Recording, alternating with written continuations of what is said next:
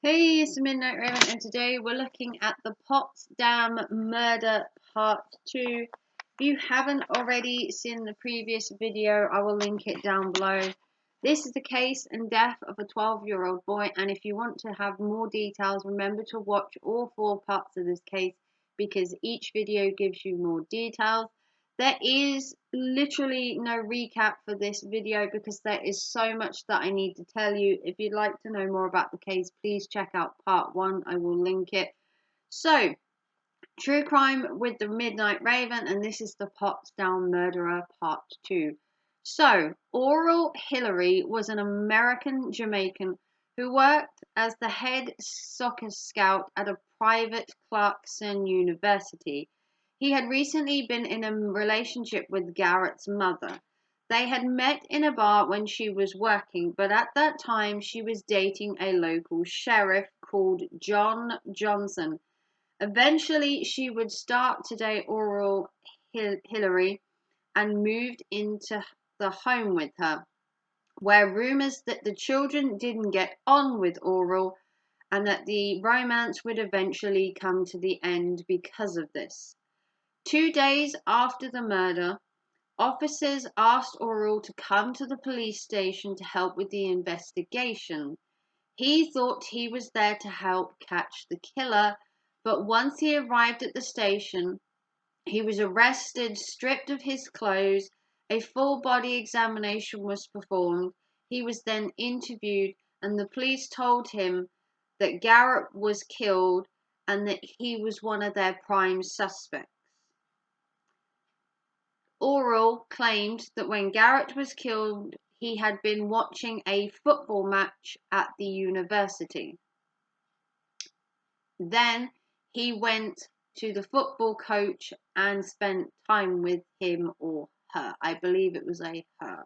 So he had been at a football match and then hung out with the coach after and had not been at the basketball game or gone anywhere near Garrett. So the DNA samples showed no link to Garrett or being involved in the death of Garrett, and no fingerprints of Oral were found in the apartment or on Garrett himself. The police would also question Tandy. Now, Tandy was the mother of Garrett, who brought her ex John with her when she was questioned, which did seem suspicious that she would want her ex partner to be with her at her questioning. Police found that Oral had a key to the apartment while interviewing Tandy, Garrett's mother. So, Oral had a key to the apartment and had apparently on one night uninvited himself to their house and entered the house after the relationship with Tandy had ended. Tandy confirmed that they had split up because the children didn't get on with Oral, and as they were being bullied for Tandy dating Oral, who Oral was obviously an American Jamaican of mixed race, the kids said that they were being bullied, and Tandy, being their mother, decided that an interracial relationship was causing problems for her children, so she decided to end the relationship. Whether she was right in doing that or wrong remains a question unanswered. So, police had a lack of evidence and a lack of motive at that time to kill a 12-year-old boy. Although they had Oral as a suspect with no proof and no fingerprints to back up their theory, little would come of these theories. For 2 years, there was no progress in this case and there seemed to be no further leads.